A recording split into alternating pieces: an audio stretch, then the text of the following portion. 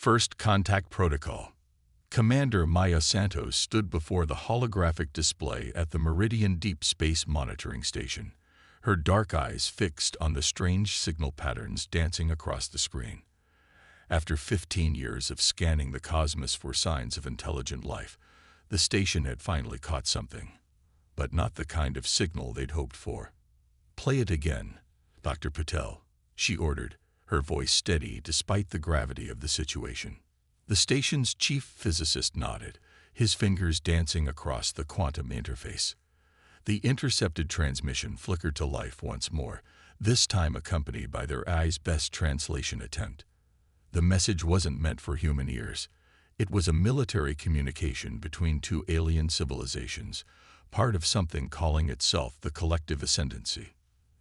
"They're discussing invasion protocols," Dr. Patel said, his usual enthusiasm replaced by concern. "The Ascendancy has already conquered 12 species in the past solar year. They're efficient."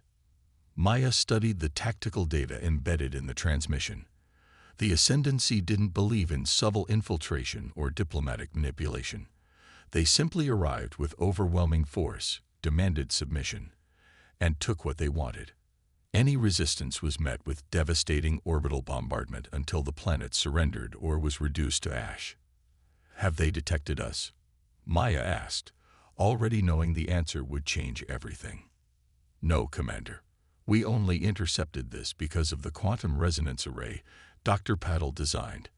Lieutenant Sarah Chen answered from her station. "As far as we can tell, they still think this sector is uninhabited." Maya allowed herself a grim smile. Humanity had spent centuries preparing for this moment, even if most people didn't know it. After the first hints of alien signals were detected in 2047, Earth's governments had quietly begun coordinating their defense preparations. Now those paranoid contingencies didn't seem so paranoid after all. "Initiate First Contact Protocol Alpha," Maya commanded, "and get me a direct line to the Security Council." Within hours, the planet's hidden military infrastructure began to stir. Massive underground manufacturing facilities that had been disguised as mining operations started producing the weapons and defensive systems they'd been designed for.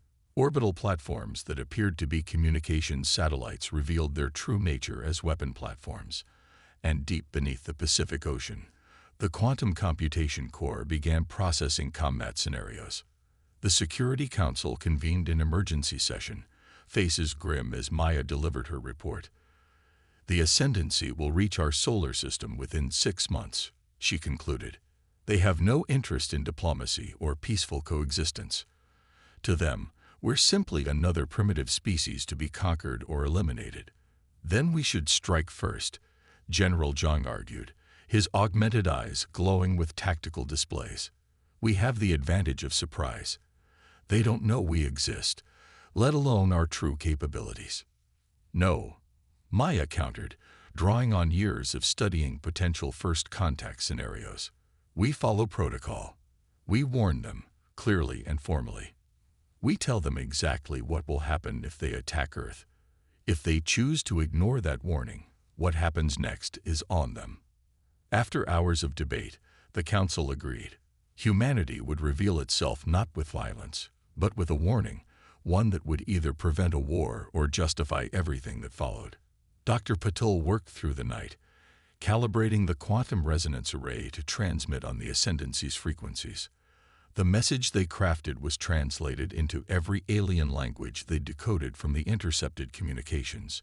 It was brief, clear, and left no room for misinterpretation.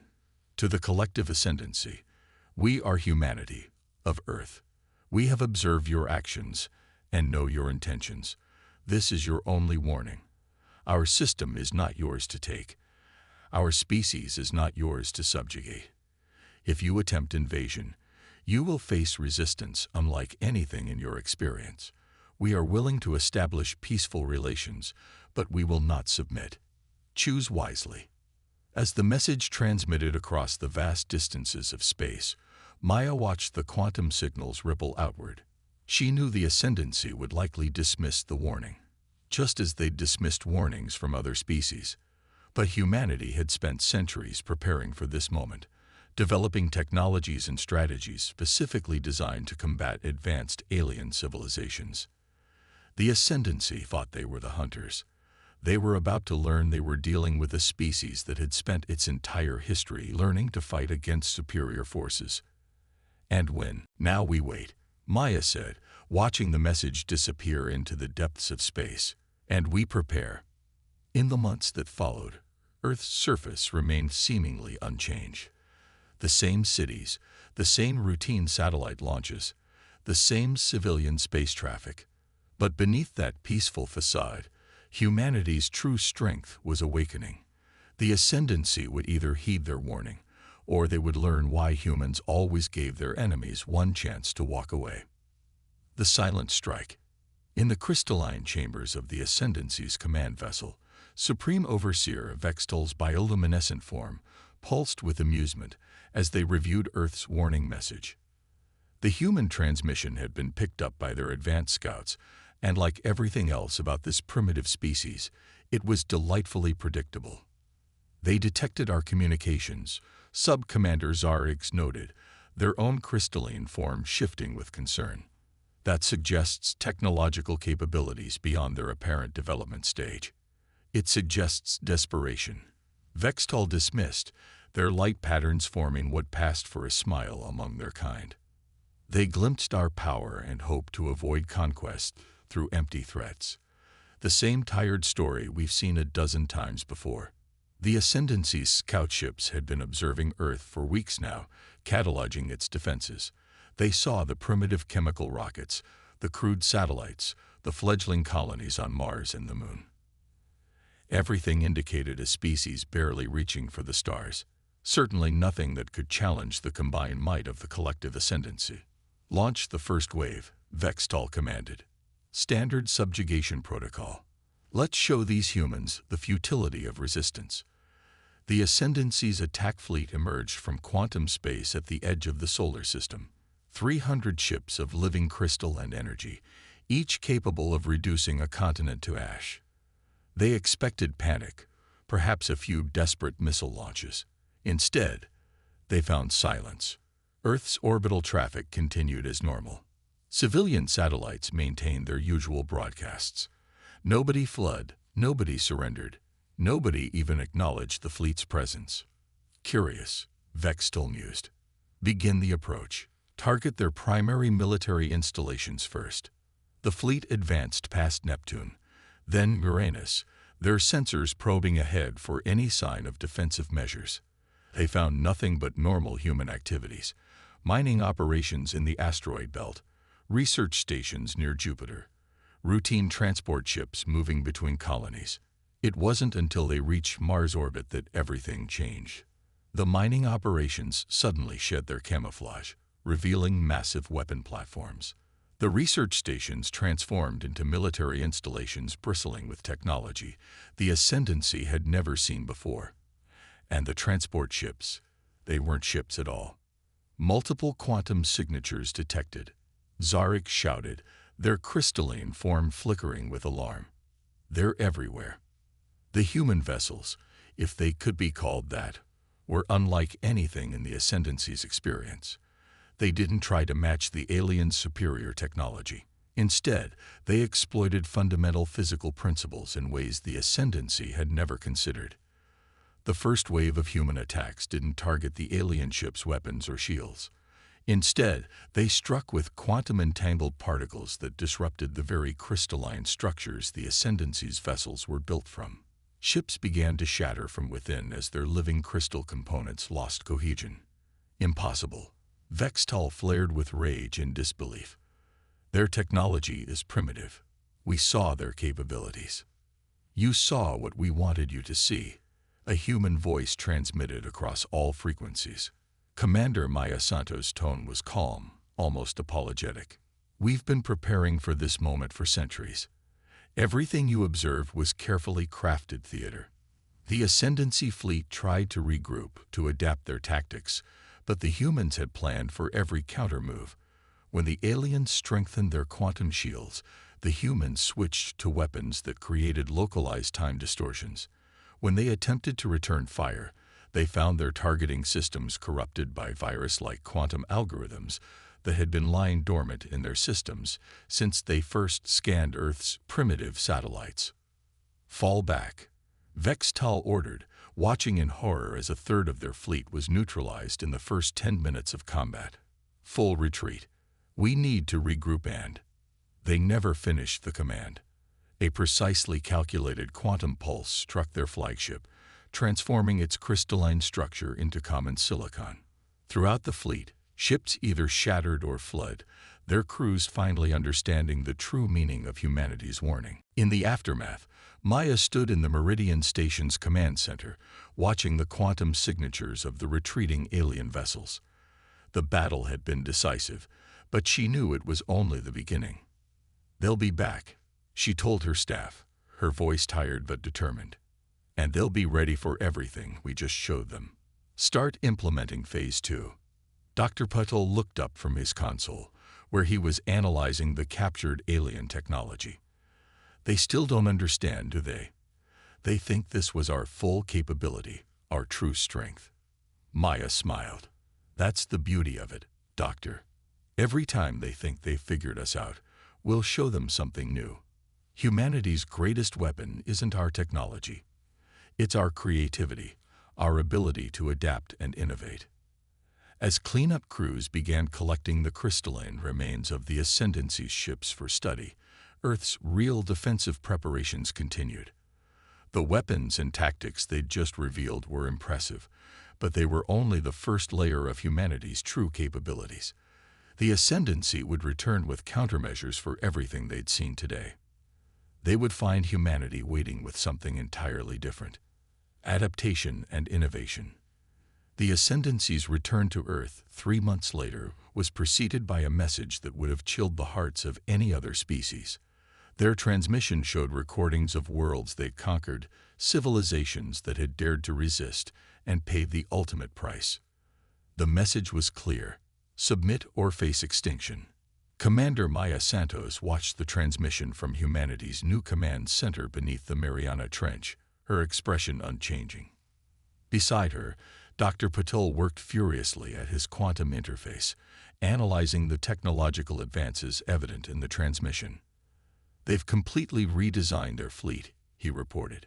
"New crystalline structures resistant to quantum disruption, temporal shielding, adaptive AI systems to counter our virus algorithms. They learned from every trick we used against them." "Good," Maya replied, surprising the others in the command center. "That means they're predictable. They're trying to solve yesterday's problems." The Ascendancy's new armada emerged from quantum space with over 1,000 ships, their crystalline forms now darker, more ominous. They'd spent 3 months adapting their technology to counter every weapon and tactic humanity had revealed in the first battle. Supreme Overseer Vextal, their crystalline form now reinforced with exotic matter, felt confident in their coming victory. That confidence lasted exactly 6 minutes into the battle. Instead of the quantum weapons and time distortion fields they'd prepared for, the Ascendancy fleet found themselves facing something entirely different. Humanity had spent the intervening months developing new technologies that worked on completely different principles. Multiple dimensional inversions detected. Zarix called out, their crystalline form vibrating with alarm. They're folding space.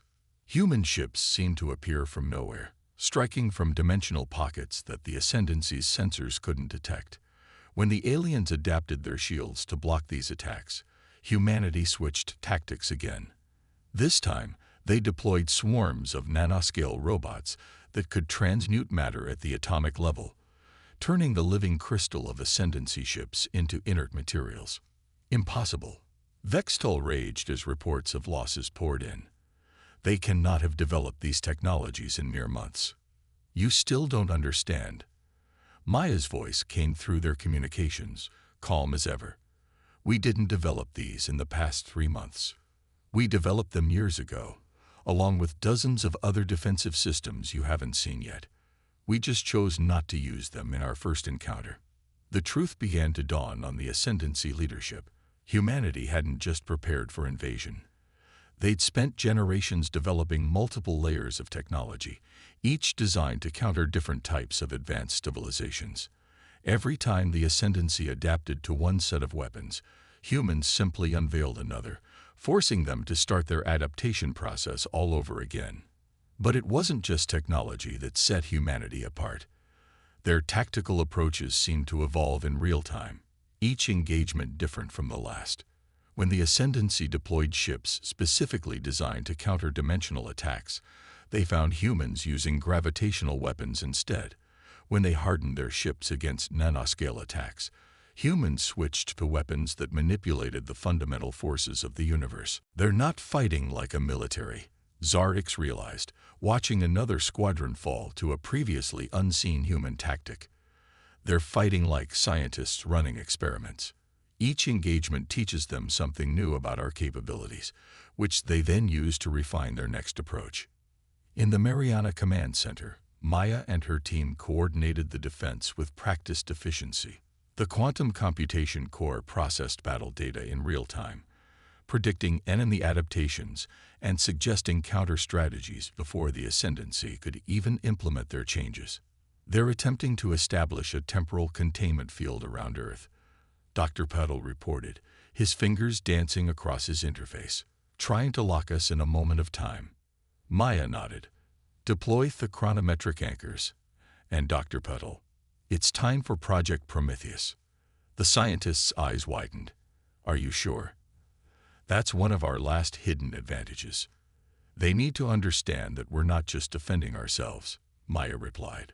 We're teaching them a lesson about humanity that the entire galaxy needs to learn. Across the solar system, hidden installations activated. The chronometric anchors, massive devices buried in dimensional pockets around Earth, stabilized local spacetime, neutralizing the Ascendancy's temporal attack. But that was just the prelude. Project Prometheus revealed itself as a network of artificial quantum singularities, each one capable of redirecting the fundamental forces of reality. The human fleet didn't just fight the Ascendancy ships, they began rewriting the laws of physics in localized areas, creating zones where the aliens' technology simply couldn't function. This is your final warning, Maya transmitted to the increasingly desperate alien fleet. You can retreat now, or you can stay and witness capabilities that we genuinely hoped we'd never have to use. The choice, as always, is yours. Vextal, watching another quarter of their fleet succumb to weapons they couldn't even comprehend, finally began to understand. Humanity hadn't just prepared for war, they'd turned preparation itself into an art form. Every victory the Ascendancy might achieve would only reveal new layers of human innovation, new technologies and tactics they'd held in reserve. The question was no longer whether they could defeat Earth. The question was whether the Ascendancy itself could survive humanity's emergence onto the galactic stage. The coalition fractures. In the aftermath of the second failed invasion, the collective Ascendancy faced something entirely new: internal dissent. The Meridian Conclave, one of their oldest member species, had called an emergency session of the Galactic Assembly. The recordings of humanity's defense had spread throughout civilized space, and for the first time in millennia, questions were being asked about the Ascendancy's supremacy. Supreme Overseer Vextal's crystalline form pulsed with barely contained rage as they addressed the Assembly. These humans are a threat to galactic stability.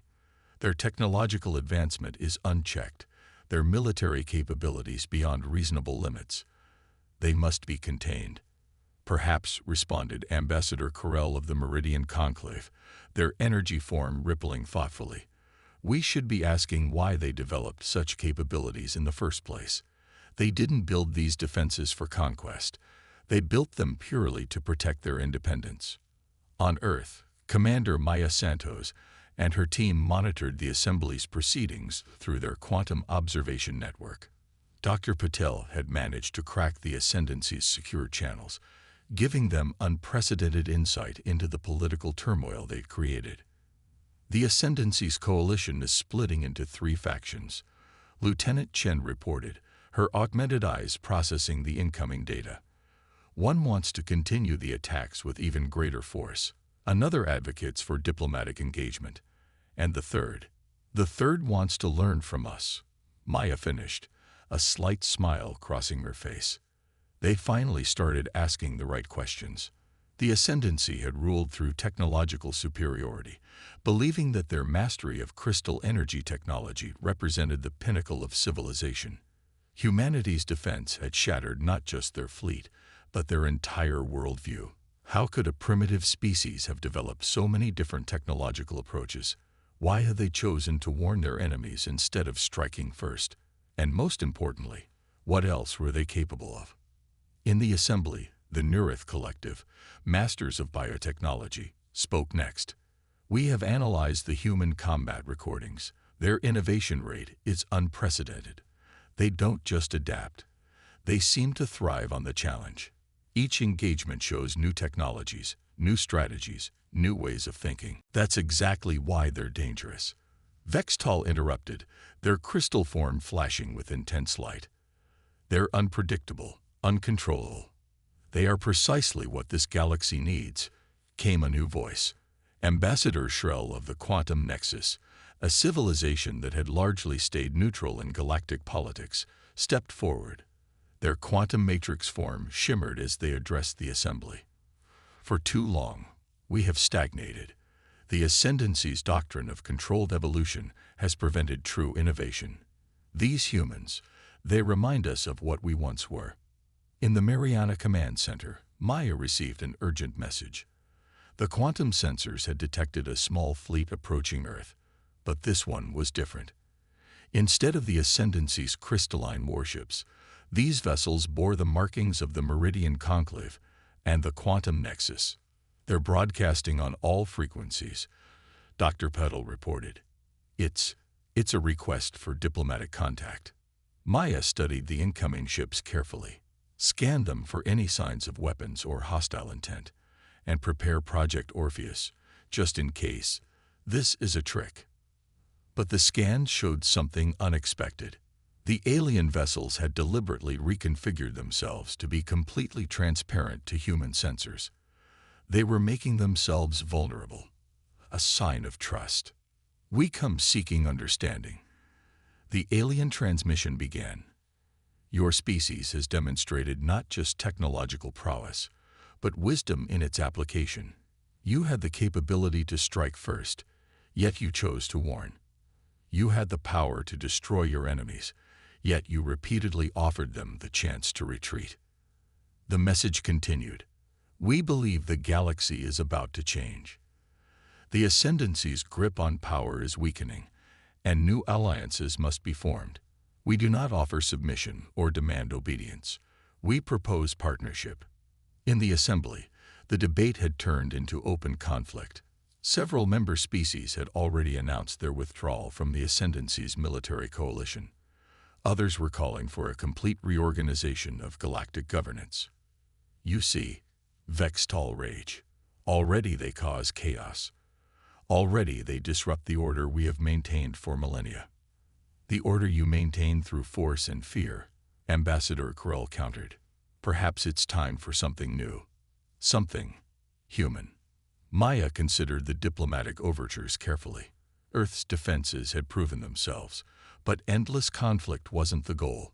Humanity had developed its capabilities to ensure its independence, not to dominate others. Send this response, she instructed her communications team. Earth accepts diplomatic contact under the following conditions. All meetings will occur in neutral space. All participants will share basic technological principles as a show of good faith. And most importantly, the independence of all species, including those currently under Ascendancy control, will be the foundation of any new galactic order. As the message transmitted across space, Dr. Petal looked up from his quantum interface. Commander, do you think they'll accept our terms? Maya watched the diplomatic vessels holding position at the edge of the solar system. They don't have much choice. We've shown them that technological superiority alone doesn't guarantee victory. Now we'll show them something even more important, how to build a civilization based on mutual respect rather than dominance. The galaxy was indeed changing. The question was no longer whether humanity would survive, but how their philosophy of independence, innovation, and cooperative strength would reshape the cosmos. A new galactic order. The orbital station where Earth's first galactic diplomatic summit was being held represented everything humanity stood for. It appeared deceptively simple from the outside, a rotating wheel of titanium and carbon composites, but like humanity itself, its true complexity lay beneath the surface. Every component incorporated technologies from different species, demonstrating how diversity could breed strength. Commander Maya Santos stood at the observation deck, watching representatives from 27 civilizations arrive in vessels of crystal, energy, and forms of matter humans were only beginning to understand. 6 months had passed since the Ascendancy's last attack, and the galaxy had transformed more rapidly than anyone had predicted. The Ascendancy fleet is moving again, Lieutenant Chen reported, her augmented eyes tracking multiple data streams. They're gathering at the Centauri threshold. Let them watch, Maya replied calmly. They need to see this. Inside the station's grand chamber, Dr. Patel presented humanity's proposal for a new form of galactic cooperation. The quantum hologram behind him displayed a model of technological exchange that would have been unthinkable under the Ascendancy's rule. We call it the Adaptive Development Protocol, he explained to the assembled delegates. Instead of forcing all species to follow a single technological path, we propose sharing fundamental principles while encouraging diverse approaches to their application. Ambassador Carell of the Meridian Conclave pulsed with approval. Like your own development of multiple technological bases, you didn't just master one field. You explored them all, finding unique combinations and applications. Precisely, Maya stepped forward. But technology is only part of the equation. The real strength comes from diversity of thought, of approach, of perspective. Every species here has something unique to contribute. The gathering was interrupted by an urgent signal. Supreme Overseer Vextal's image appeared above the chamber, their crystalline form darker and more ominous than ever. You think you can reshape the galaxy so easily? Their voice boomed. We have ruled for millennia. We have guided the evolution of countless species, and now, their form shifted, revealing the massive fleet behind them. Now we will show you the true meaning of power. The Ascendancy's final assault force was larger than anything they'd ever assembled. 5,000 ships incorporating technology stolen or copied from every advanced species in known space. They had spent months preparing, adapting, learning. But so had humanity. Interesting timing, Maya remarked calmly. Dr. Patel, would you like to demonstrate the other reason we invited everyone here today? The scientist nodded and activated a sequence on his quantum interface. Around Earth, thousands of satellites that had appeared to be simple communication relays revealed their true nature. But instead of weapons, they created something entirely new. A quantum resonance field that extended throughout the solar system. We call it the Harmony Network, Maya explained to the astonished delegates. It allows different technologies to work together, enhancing each other rather than competing. Would any of you care to contribute? One by one, the diplomatic vessels added their power to the network. Crystalline energy merged with quantum fields, biological systems synchronized with artificial intelligence, and technologies that should have been incompatible found new ways to cooperate. When the Ascendancy fleet arrived, they found not just Earth's defenses waiting for them, but a unified response from a dozen different civilizations. Their attacks, designed to counter specific technologies, proved useless against defenses that adapted and combined in real time. You still don't understand, Maya transmitted to Vextal as their fleet faltered. Strength doesn't come from domination. It comes from cooperation, from the exchange of ideas, from the combination of different perspectives and approaches. The battle was brief but decisive. The Ascendancy's fleet, for all its power, couldn't match the synchronized defenses of multiple civilizations working in harmony. Ships began to retreat, then flee in earnest as their supposedly superior technology proved inadequate against the combined innovation of multiple species. Enough. Ambassador Shrell of the Quantum Nexus declared, "The age of the ascendancy is over. It's time for something new." In the aftermath, as the diplomatic summit resumed, Maya found herself looking out at the stars again. The quantum resonance field still hummed around the solar system, now permanently maintained by the combined efforts of Earth's new allies. "They're calling it the human approach," Dr. Paddle said, joining her at the window. "Using diversity as a strength, combining different methods instead of forcing everyone to follow the same path. Other species are already adopting similar principles." Maya smiled. "And that's exactly why we warned them first. Why we showed restraint when we could have struck first. We didn't want to replace one form of dominance with another. We wanted to show them a better way." The ascendancy's remnants would eventually return, not as conquerors, but as applicants to join the new Galactic coalition. They had finally learned what humanity had known all along, that true strength comes not from enforcing uniformity, but from embracing diversity and adaptation. Earth had taken its place among the stars not by conquering or submitting, but by demonstrating a fundamental truth. The universe is too vast and complex for any single approach to be sufficient. Only by combining different perspectives, technologies, and ways of thinking could civilization truly advance. The warning Earth had issued at the beginning of this journey had been more than a threat. It had been an invitation to learn this lesson. Some had learned it the hard way, others through observation. But in the end, the galaxy was better for it. "Ready for the next challenge?" Dr. Patil asked, noting new quantum signatures at the edge of known space. "Always," Maya replied. "That's what humans do best. We adapt, we innovate, and we never stop learning." The stars seemed brighter somehow, as if reflecting the promise of a future where strength came not from domination, but from cooperation. Humanity had changed the galaxy not through conquest, but by offering a new way forward. And the universe would never be the same.